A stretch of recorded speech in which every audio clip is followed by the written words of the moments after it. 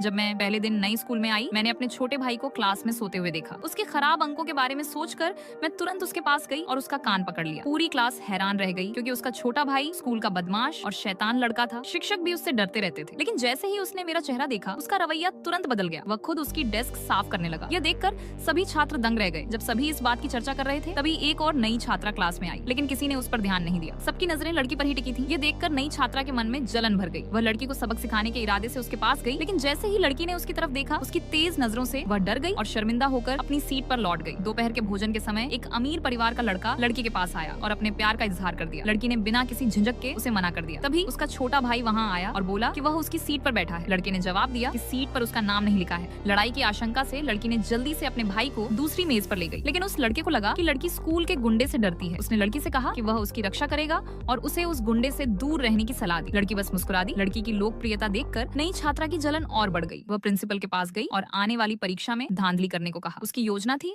कि लड़की पूरे ग्रेड में आखिरी स्थान पर आए और स्कूल से निकाल दी जाए। प्रिंसिपल उसके परिवार के प्रभाव से डर गया और मान गया। परीक्षा के दिन उसने लड़की को बाकी छात्रों से कहीं ज्यादा कठिन प्रश्न पत्र दे दिया। लड़की ने तुरंत समझ लिया कि कुछ गड़बड़ है, लेकिन फिर भी उसने शांत रहकर पूरा पेपर हल कर दिया। परीक्षा खत्म होते ही नई छात्रा अपने साथियों के साथ लड़की का मजाक उड़ाने लगी। वह कहने लगी कि अब लड़की स्कूल से निकाल दी जाएगी, लेकिन लड़की बिल्कुल चिंतित नहीं दिखी। तभी प्रिंसिपल लड़की की उत्तर पुस्तिका लेकर आया और सबके सामने घोषणा की कि लड़की ने पूरे अंक हासिल किए हैं और पूरे ग्रेड में प्रथम स्थान प्राप्त किया है। नई छात्रा यह सुनकर स्तब्ध रह गई। उसने आरोप लगाया कि लड़की ने नकल की है, लेकिन लड़की ने प्रिंसिपल की ओर देखकर कहा कि उसका प्रश्न पत्र बाकी सभी से अलग था और उसमें ऐसे प्रश्न थे जो स्कूल के पाठ्यक्रम से भी बाहर थे, इसलिए नकल करना असंभव था। प्रिंसिपल शर्म के मारे कुछ बोल ही नहीं पाया। जब परीक्षा के जरिए लड़की को स्कूल से नहीं निकाला जा सका, तो नई छात्रा ने नई चाल चली। उसने शिकायत की कि लड़की और स्कूल का गुंडा प्रेम संबंध में है। उसने दोनों की एक तस्वीर भी सबूत के रूप में पेश कर दी। यह सुनकर लड़की और उसका छोटा भाई एक दूसरे को देखकर हंस पड़े। लड़की को उम्मीद नहीं थी कि नई छात्रा उनके रिश्ते को गलत समझ बैठेगी। उसने जानबूझकर सच नहीं बताया क्योंकि वह नई छात्रा के असली इरादों को जानना चाहती थी। जब उसे पता चला कि नई छात्रा उसे स्कूल से निकलवाना चाहती है और उसके भाई को भी